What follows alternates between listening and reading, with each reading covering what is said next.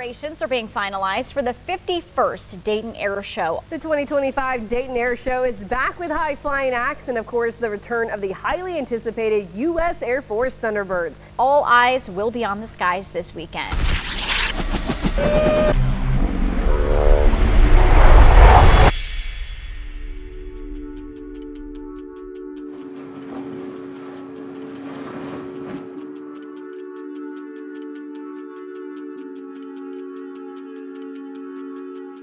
You know, my mom says when I was 4 years old, she caught me on the refrigerator with my hands out and I knew I could fly. I've just wanted to fly my whole life, and I've flown everything from hang gliders to helicopters to airplanes to gliders.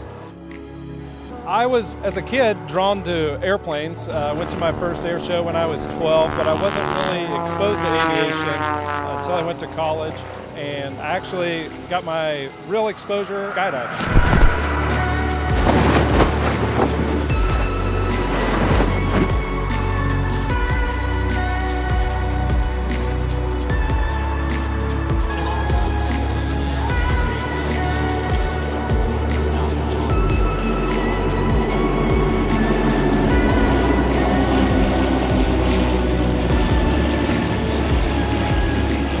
What's your favorite aspect of just participating in shows like this?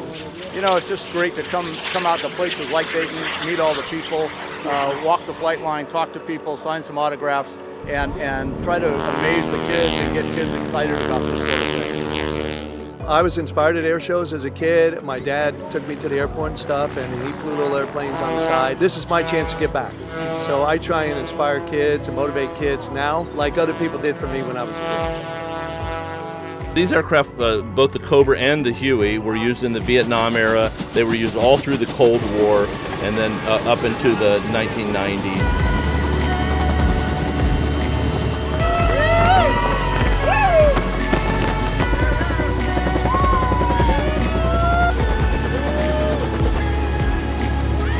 It's a bucket list sort of item. You're never really going to be able to get into an attack helicopter and go out and see the limits of its capabilities anywhere but here with us. There's no substitute for the smile that we put on somebody's face in doing this.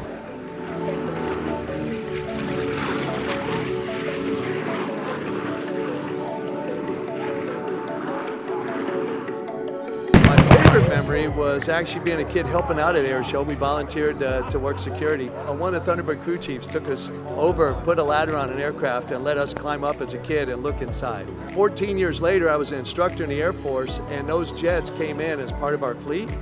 And I almost lost it because I thought, wow, this could have been the jet that I actually looked down into when I was just a kid, maybe 12 years old, and now I'm an instructor teaching people how to fly it. So it's a very small circle of life, this aviation thing. We just try and touch the kids and inspire them, and maybe one of them will be doing this, and I'll be watching them on TV someday.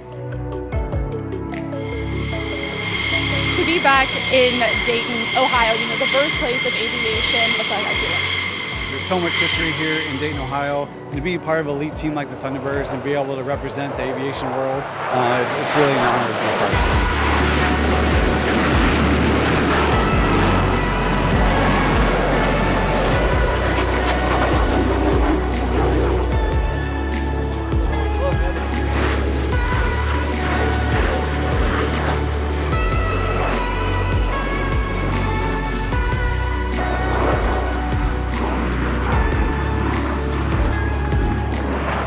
What advice would you give young people who are looking to follow in their dreams?